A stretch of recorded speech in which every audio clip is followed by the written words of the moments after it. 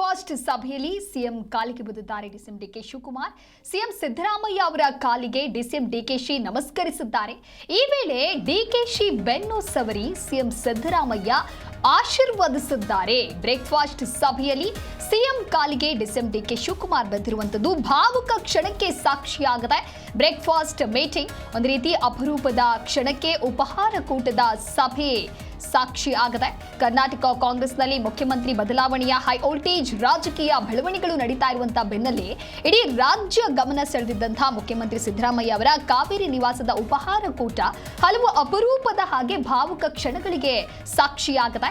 ಅಧಿಕಾರ ಹಂಚಿಕೆಯ ಬೆಕ್ಕಟ್ಟಿನ ನಡುವೆಯೂ ಕೂಡ ಉಭಯ ನಾಯಕರ ನಡುವೆ ಯಾವುದೇ ಮನಸ್ತಾಪ ಇಲ್ಲ ಅನ್ನುವಂತಹ ನಿಟ್ಟಿನಲ್ಲಿ ಒಗ್ಗಟ್ಟಿನಲ್ಲೇ ನಾವಿದ್ದೇವೆ ಅನ್ನುವಂತಹ ಚಿತ್ರಣವೂ ಕೂಡ ಕಂಡುಬರ್ತಾ ಇದೆ.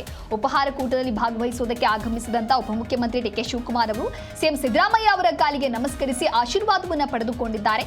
ಈ ಮೂಲಕ ಇಬ್ಬರು ನಾಯಕರು ಒಟ್ಟಿಗೆ ಇರುವಂತಹ ಅಪರೂಪದ ಮತ್ತು ಆತ್ಮೀಯ ಚಿತ್ರಗಳು ಕೂಡ ಇದೀಗ ಬಹಳಷ್ಟು ಸದ್ದು ಮಾಡ್ತಾ ಇದೆ.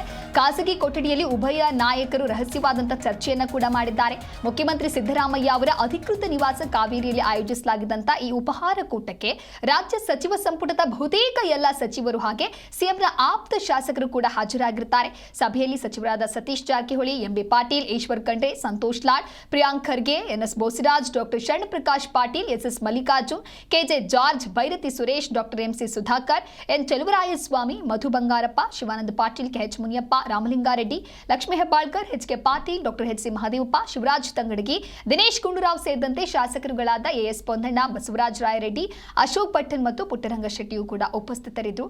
ಒಟ್ಟಾರೆಯಾಗಿ ಉಪಹಾರ ಕೂಟ ಆರಂಭ ಆಗುವ ಮುನ್ನವೇ ಸಿದ್ದರಾಮಯ್ಯ ಹಾಗೆ ಡಿಸಿಎಂ ಡಿಕೆ ಶಿವಕುಮಾರ್ ಅವರು ಉಳಿದೆಲ್ಲ ಸಚಿವರನ್ನ ಕಾನ್ಫರೆನ್ಸ್ ರೂಮ್ನಲ್ಲಿ ಕಾಯುವಂತೆ ಸೂಚನೆಯನ್ನ ಕೊಟ್ಟು ಮನೆಯೊಳಗೆ ಒಂದು ಪ್ರತ್ಯೇಕವಾದಂತಹ ಕೊಠಡಿಯೊಂದರಲ್ಲಿ ಕೇವಲ ಇಬ್ಬರೇ ಸುದೀರ್ಘವಾದಂತಹ ಮಾತುಕತೆಯನ್ನ ಕೂಡ ನಡೆಸಿದ್ದಾರೆ. ಇಬ್ಬರು ನಾಯಕರು ಎಲ್ಲರನ್ನ ಹೊರಗೆ ಕಳುಹಿಸಿ ಸುಮಾರು ಅರ್ಧ ಗಂಟೆಗೂ ಹೆಚ್ಚು ಕಾಲ ಒನ್ ಟು ಒನ್ ಚರ್ಚೆಯನ್ನ ನಡೆಸಿರುವುದು ಕೂಡ ಇದೀಗ ಒಂದು ರೀತಿ ತೀವ್ರ ಕುತೂಹಲಕ್ಕೆ ಕಾರಣ ಆಗ್ತಾ ಇದೆ. ಇನ್ನೊಂದು ಕಡೆ ಸಿಎಂ ಸಿದ್ದರಾಮಯ್ಯನವರು ರಾಜೀನಾಮೆಯನ್ನ ನೀಡೋ ತನಕ ತನ್ನ ಆಟ ಮುಗ್ದಿಲ್ಲ ಅನ್ನೋದಾಗಿಯೂ ಕೂಡ ಡಿಸಿಎಂ ಡಿಕೆ ಶಿವಕುಮಾರ್ ಅವರಿಗೆ ನೇರವಾಗಿ ಸೂಚನೆಯನ್ನ ಕೊಡ್ತಾರೆ. ಅಂದ್ರೆ ಯಾವುದೇ ರೀತಿಯಾದಂತಹ ಬಹಿರಂಗ ಹೇಳಿಕೆ ಕೊಡೋದು ಬೇಡ ಅಥವಾ ಸೆಲೆಬ್ರೇಷನ್ ಮೋಡ್ ಆಂತರಿಕವಾಗಿ ಇದ್ರೂ ಕೂಡ ಅದನ್ನ ತೋರಿಸಿಕೊಳ್ಳುವಂಥದ್ದು ಬೇಡ ಅನ್ನೋದಾಗಿಯೂ ಕೂಡ ಡಿಸಿಎಂ ಡಿಕೆ ಶಿವಕುಮಾರ್ ಖಡಕ್ ಸಂದೇಶವನ್ನ ರವಾನಿಸಿದ್ರು. ಸಿದ್ದರಾಮಯ್ಯ ಅವರು ಅಧಿಕೃತವಾಗಿ ರಾಜೀನಾಮೆ ಪತ್ರ ಸಲ್ಲಿಸುವವರೆಗೂ ಕೂಡ ರಾಜಕೀಯದ ಲೆಕ್ಕಾಚಾರ ಅಥವಾ ಈ ರಾಜಕೀಯ ಆಟ ಅನ್ನೋದು ಮುಗಿದಿಲ್ಲ ಅಂತ ಹೇಳಿ ಅರಿತುಕೊಂಡಿರುವಂತಹ ಡಿಕೆ ಶಿವಕುಮಾರ್ ಬೆಂಬಲಿಗರು ಹಾಗೆ ಶಾಸಕರಿಗೆ ಕಟ್ಟುನಿಟ್ಟಿನ ಸೂಚನೆಯನ್ನ ಕೂಡ ಕೊಟ್ಟಿದ್ರು.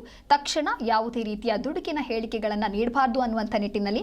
ಆದರೆ ಈಗ ಬ್ರೇಕ್ಫಾಸ್ಟ್ ಸಭೆಯಲ್ಲಿ ಭಾಗಿಯಾದಂತಹ ಸಿಎಂ ಸಿದ್ದರಾಮಯ್ಯನವರು ರಾಜೀನಾಮೆಯ ಕುರಿತಂತೆ ಮಹತ್ವದ ಘೋಷಣೆಯನ್ನ ಕೂಡ ಮಾಡಿದ್ದಾರೆ. ಹಾಗಾಗಿ ಹೈಕಮಾಂಡ್ನ ಮುಂದಿನ ನಡೆ ಯಾವ ರೀತಿಯಾಗಿ ಇರುತ್ತೆ ಅನ್ನೋದನ್ನ ಕಾದು ನೋಡಬೇಕಿದೆ.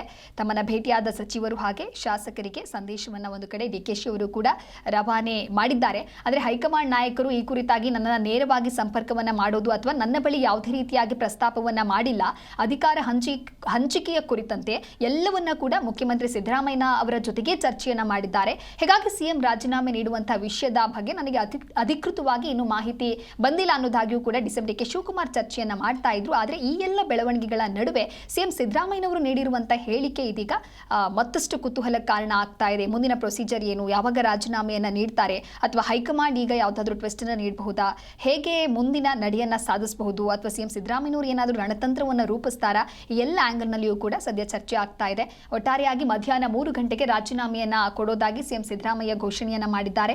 ಲೋಕಭವನಕ್ಕೆ ತೆರಳಿ ರಾಜೀನಾಮೆಯನ್ನ ನೀಡ್ತೇನೆ, ರಾಜ್ಯಪಾಲರು ಇಲ್ಲದೇ ಇದ್ರೆ ಅವರ ಕಾರ್ಯದರ್ಶಿಗೆ ರಾಜೀನಾಮೆಯನ್ನ ನೀಡ್ತೇನೆ ಅನ್ನೋದಾಗಿಯೂ ಕೂಡ ಸಿಎಂ ಸದ್ಯಕ್ಕೆ ಮಾಹಿತಿಯನ್ನ ಕೊಟ್ಟಿದ್ದಾರೆ. ಸಿಎಂ ಸಿದ್ದರಾಮಯ್ಯ ನಿವಾಸ ಕಾವೇರಿಯಲ್ಲಿ ಬ್ರೇಕ್ಫಾಸ್ಟ್ ಸಭೆಗೆ ಡಿಸಿಎಂ ಡಿಕೆ ಶಿವಕುಮಾರ್ ಅವರು ಕೂಡ ಆಗಮಿಸಿರ್ತಾರೆ. ಈ ವೇಳೆ ಸಿಎಂ ಸಿದ್ದರಾಮಯ್ಯನವರು ಅವರ ಕಾಲಿಗೆ ಬಿದ್ದು ಆಶೀರ್ವಾದವನ್ನ ಪಡೆದಿರುವಂತಹ ಫೋಟೋವನ್ನ ನೀವು ಕೂಡ ಗಮನಿಸ್ತಾ ಇದ್ದೀರಾ. ರಾಜ್ಯಪಾಲರ ಅನುಪಸ್ಥಿತಿಯಲ್ಲೂ ಕೂಡ ಸಿದ್ದರಾಮಯ್ಯನವರು ರಾಜೀನಾಮೆಯನ್ನ ನೀಡಬಹುದಾ ಅನ್ನುವಂತ ಕೆಲವೊಂದಿಷ್ಟು ಪ್ರಶ್ನೆಗಳು ಮೂಡ್ತಾ ಇದೆ. ಸದ್ಯ ರಾಜ್ಯಪಾಲರು ಬೆಂಗಳೂರಿನಲ್ಲಿ ಇಲ್ಲದೇ ಇರೋದ್ರಿಂದ ಸಿದ್ದರಾಮಯ್ಯ ಸಿಎಂ ಸ್ಥಾನಕ್ಕೆ ರಾಜೀನಾಮೆ ನೀಡೋದು ಸಾಧ್ಯನಾ ಅಂತ ಹೇಳಿ, ಅವರ ಮುಂದಿರುವಂತಹ ಆಯ್ಕೆಗಳು ಏನು, ಪ್ರೊಸೀಜರ್ ಹೇಗಿರುತ್ತೆ ಅಂತ ಹೇಳಿ ರಾಜ್ಯಪಾಲರು ಲೋಕಭವನದಲ್ಲಿ ಇಲ್ಲದಿದ್ರೂ ಕೂಡ ಗವರ್ನರ್ ವಿಶೇಷ ಕಾರ್ಯದರ್ಶಿ ಬಳಿ ರಾಜೀನಾಮೆ ಪತ್ರವನ್ನು ನೀಡೋದಕ್ಕೆ ಮುಖ್ಯಮಂತ್ರಿ ಅವರಿಗೆ ಒಂದು ರೀತಿ ಸಾಂವಿಧಾನಿಕವಾದಂತಹ ಅವಕಾಶ ಇದೆ, ಆ ಒಂದು ರೈಟ್ಸ್ ಇದೆ. ಆದರೆ ಅಂಗೀಕಾರ ಆಗಬೇಕು ಅಂತ ಹೇಳಿದ್ರೆ ರಾಜ್ಯಪಾಲರು ಬರಲೇಬೇಕಾಗತ್ತೆ. ಅದಾದ ನಂತರದಲ್ಲಿಯೇ ಅವರಿಗೆ ಅವಕಾಶ ಕೊಡುತ್ತೆ, ಅಂದರೆ ರಾಜೀನಾಮೆಯನ್ನು ನೀಡೋದಕ್ಕೆ ಸಾಧ್ಯ ಆಗುತ್ತೆ. ಒಟ್ಟಾರೆಯಾಗಿ ಸಚಿವರ ಜೊತೆಗೆ ಸಿಎಂ ಸಿದ್ದರಾಮಯ್ಯರಿಂದ ಬ್ರೇಕ್ಫಾಸ್ಟ್ ಮೀಟಿಂಗ್ ಕೂಡ ಆರಂಭ ಆಗಿದ್ದು ಕೆಲವು ಚರ್ಚೆಗಳು ಆಗಿದೆ, ಅದರಲ್ಲಿ 1-to-1 ಸಭೆಯೂ ಆಗಿದೆ. ಅದಾದ ನಂತರದಲ್ಲಿನೇ ಸಿಎಂ ಸಿದ್ದರಾಮಯ್ಯನವರು ಸದ್ಯ ಇದೀಗ ಈ ರೀತಿಯಾದಂಥ ಒಂದು ಮಾಹಿತಿಯನ್ನು ತಿಳಿಸಿದ್ದಾರೆ. ಸಭೆಯಲ್ಲಿ ಸಾಕಷ್ಟು ಜನ ನಾಯಕರು ಕೂಡ ಭಾಗಿಯಾಗಿದ್ದಾರೆ.